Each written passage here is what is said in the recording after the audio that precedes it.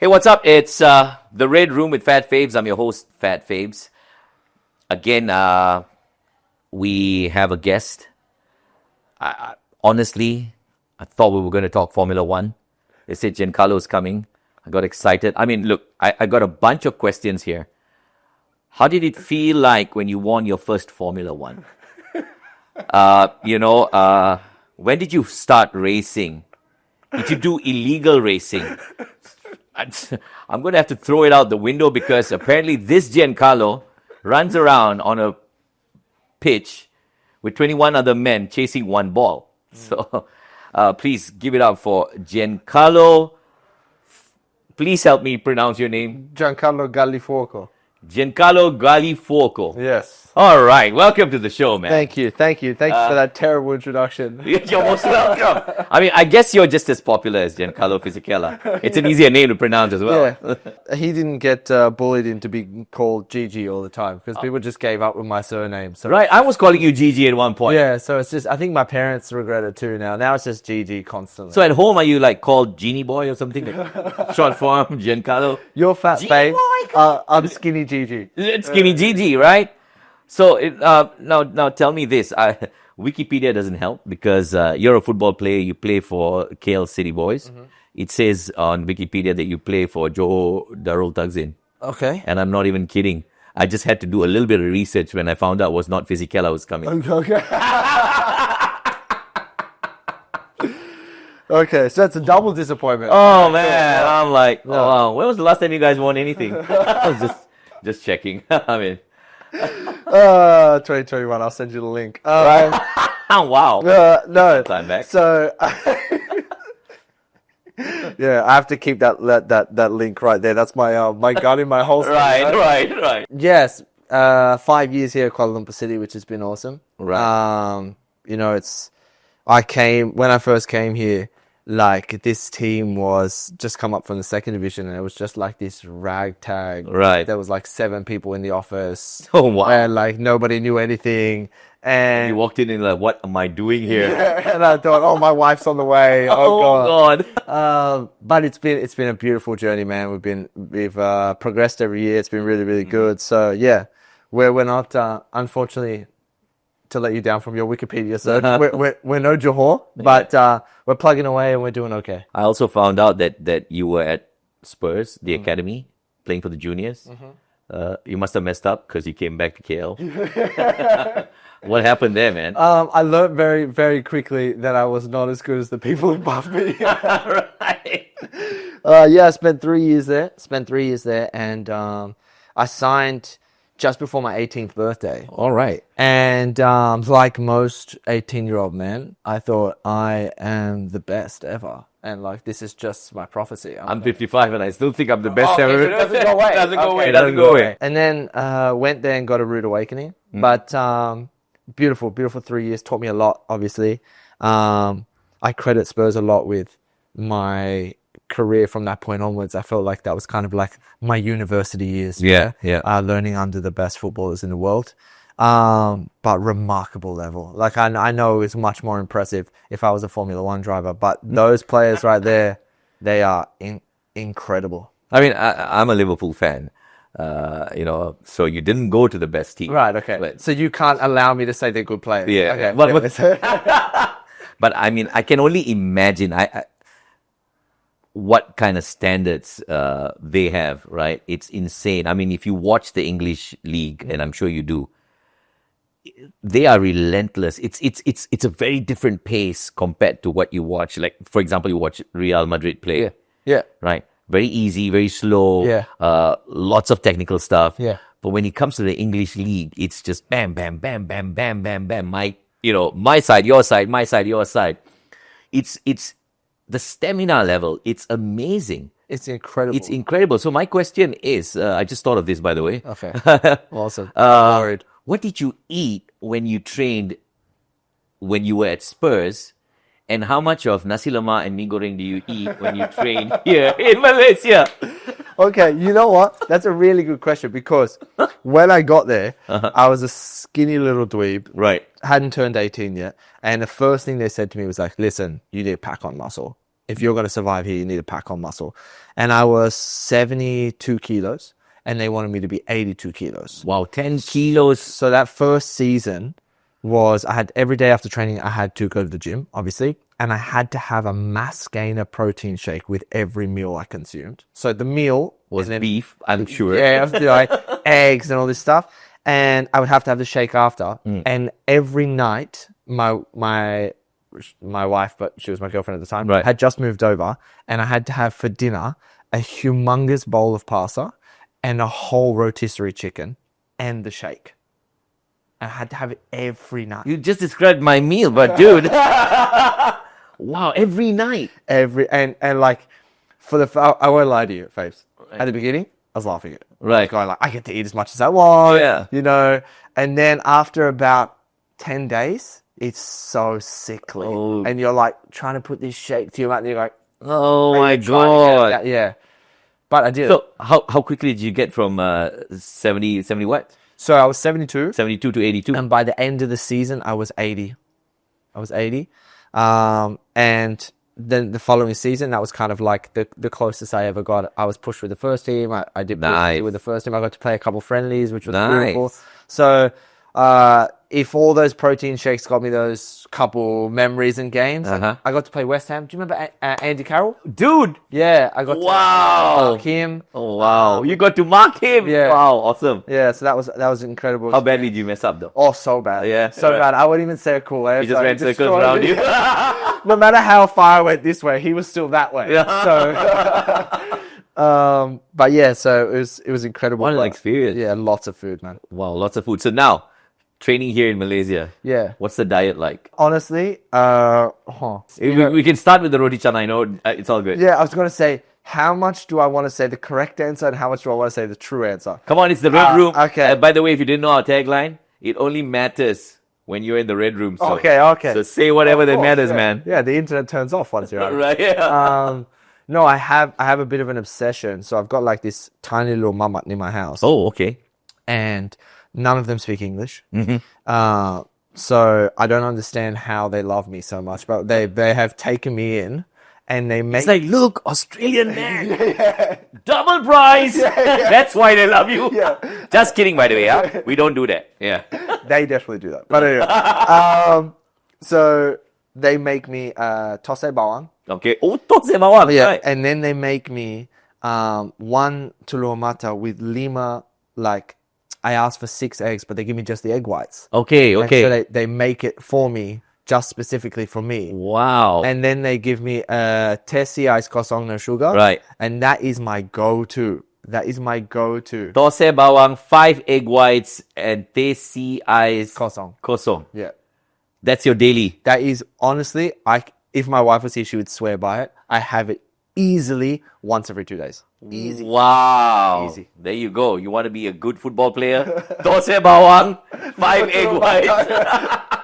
Yeah. Wow. So they prepare that for you every time you go there. They know exactly what you want. Yeah, and it's awesome because now, like, as I'm driving, he'll go like, and then I'll go like, and he'll go, and I'll go, and it's all done. Oh, it's so sick. I feel like such a boss. Nice. Okay. So you've been in Malaysia for 5 years. Yes.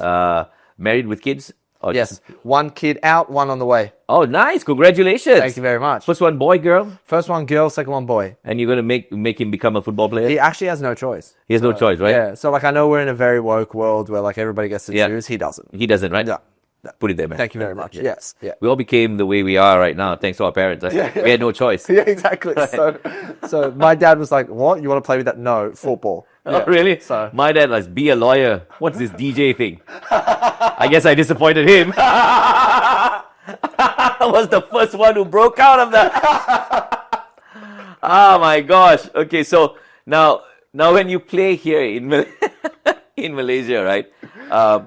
Of course, we're talking about different standards, different levels, different types of training. What's your training regime like here in Malaysia? Because is it as intense as when you were back there, or when you even played? I'm sure you played football in Sydney when you were in Sydney. What's the difference? So I can say a pretty. I feel like I have the license to say a pretty educated answer because I Right. played in multiple countries. Correct.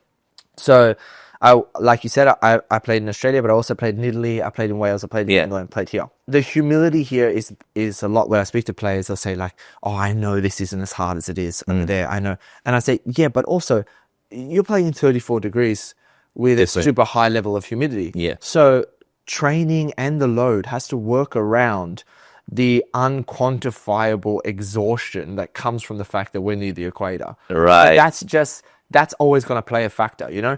In the end, running when it's a perfect 8 degrees with a nice breeze and the sun's not too Lovely. is lovely. And Cup of tea, old chap. another round, okay. You know, whereas let them try to do that here.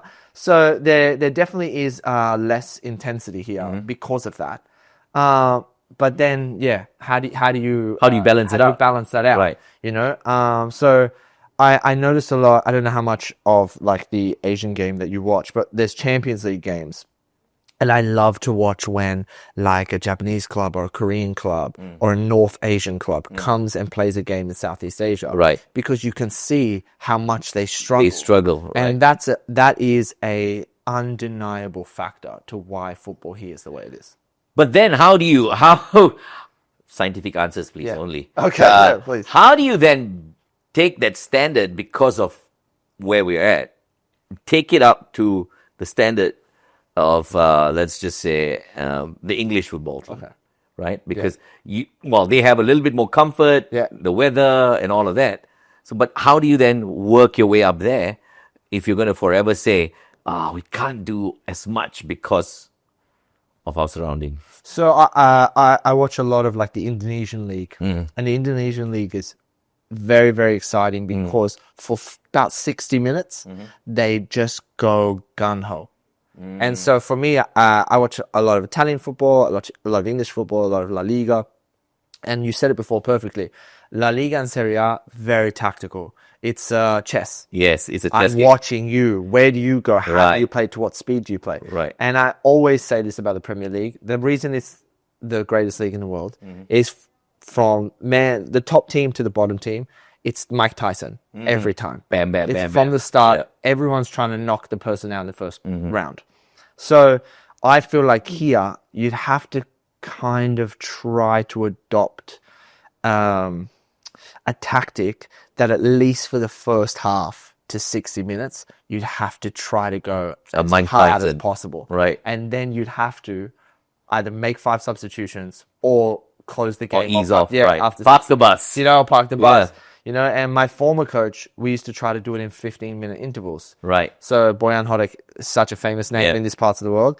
And he that was his way of trying to deal with the humidity. He said 15 minutes we go, 15 minutes we hold. 15 minutes we go. And that was his way. I don't know if it's better to go and do 45 minutes and just go mental and then park it. But I think that's the only way. So the Indonesian league does that.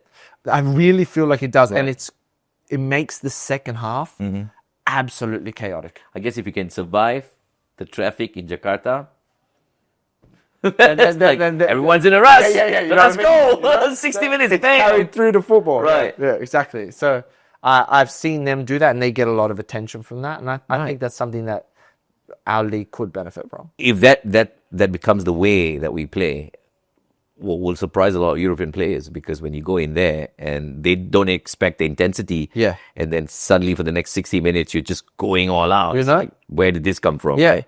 And Malaysia has so much quality, man. Like, been here for 5 years and I've watched so many incredible players make it to the national team and develop, and you know they have there's so much football here, and I've seen so many foreigners come and struggle. And you go like, man, that guy played for Juventus, or that guy played for... And he can't play here. And he can't play here. He can't seem to score. He can't seem to... so it comes with a lot of difficulties. But that's just one thing for me as a defender. I'm very front-footed. I like exciting games. And I would love it if a coach turned to me and said, hey, for 45 minutes, just go mental. Yeah, wow. I'd love that. See, we don't just sit down and shoot the wind on this show. We have facts. So for the 7 of you that I've paid $2 to watch, you've got new facts. 8. My mom's watching. 8. Hello, auntie. Oh, there you go.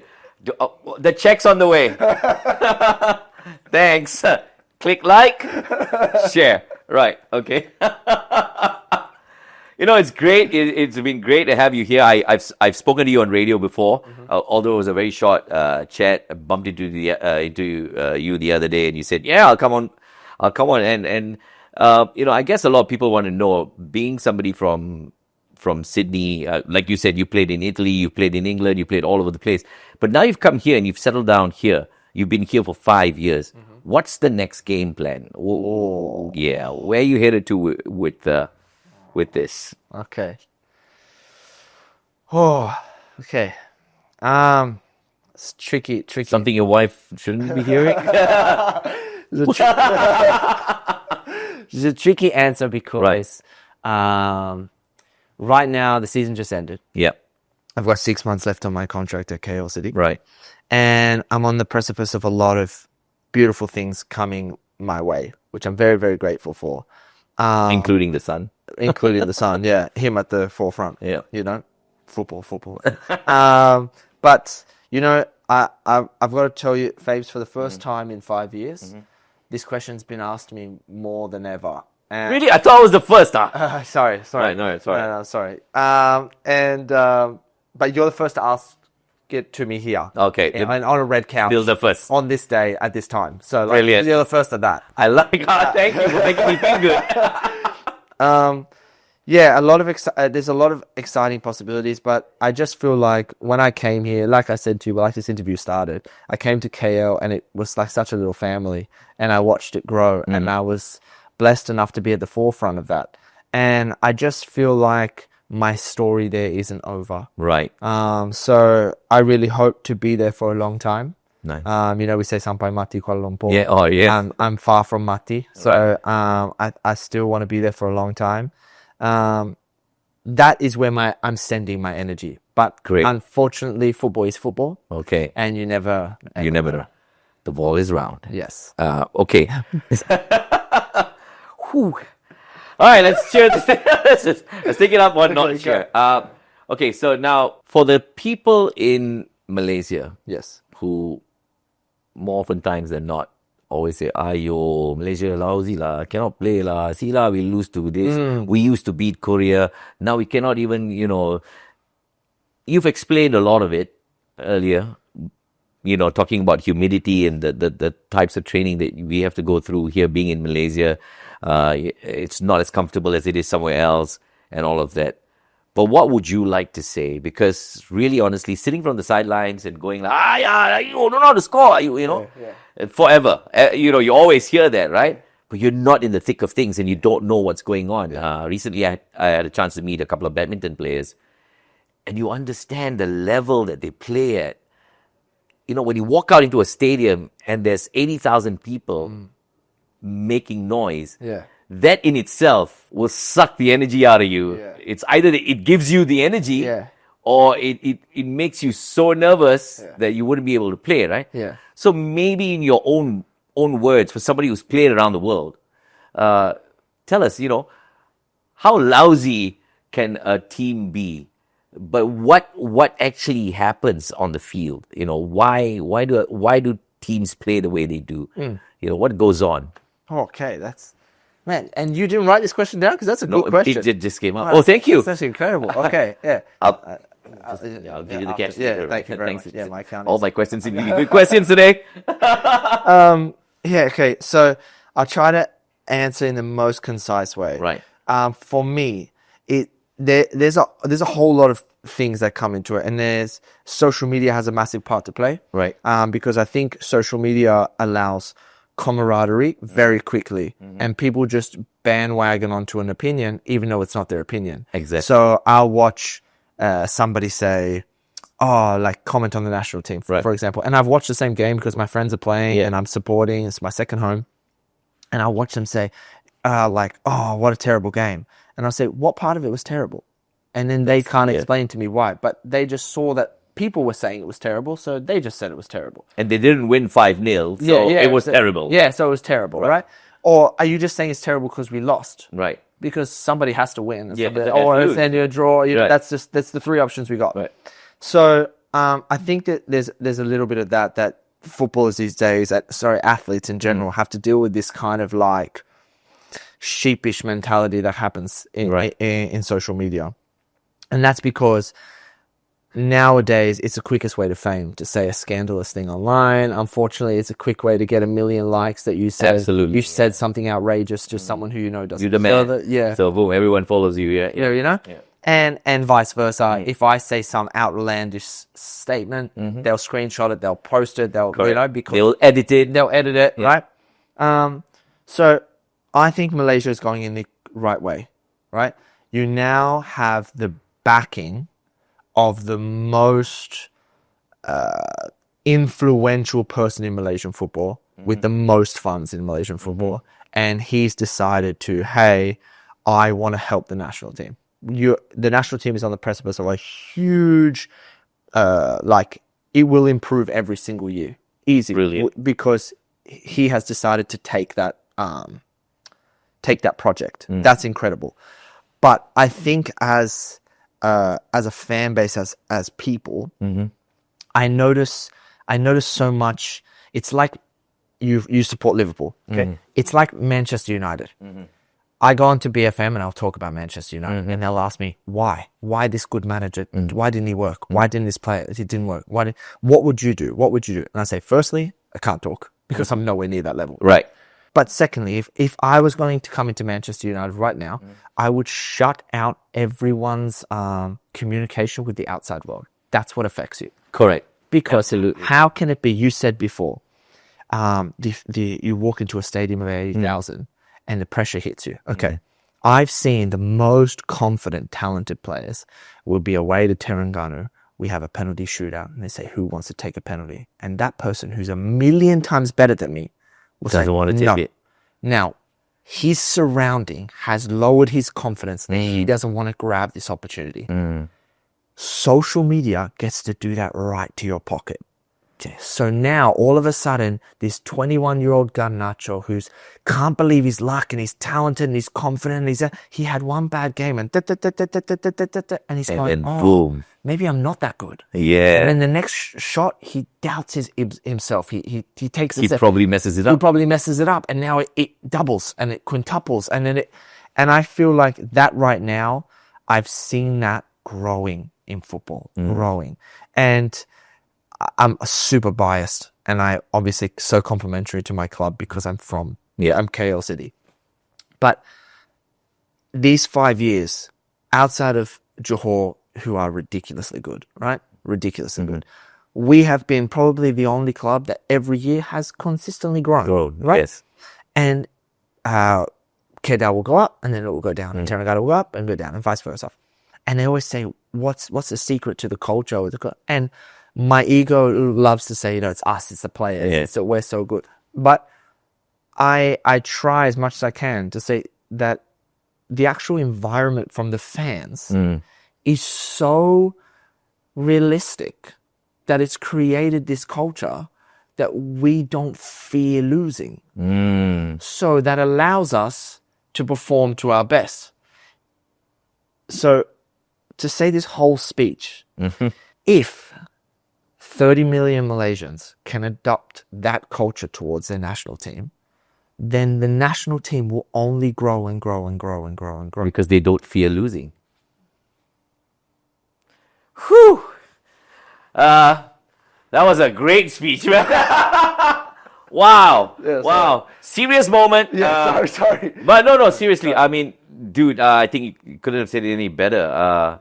Honestly, if 30 million people got behind the national team, where would the team be now, right? Because I think that's how it used to be back in the 60s and 70s.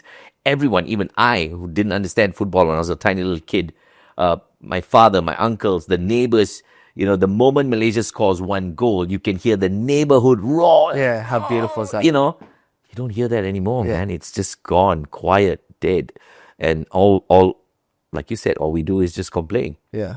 And make it worse. I've had some interactions with fans at the stadium, and sometimes there's moments where we lose, and they go like, "Hey," they see me down. Because of course I would be down. I don't want to lose, and I'll see them have moments where they go, "Hey, like I know you tried your best," and I think, brilliant. Wow, that's ridiculous. Yeah. If we can adopt that there, then I'm telling you 10 years from now, you'll be the most... Put it there, man. Keep trying your best. Come back on the show when you win the next one.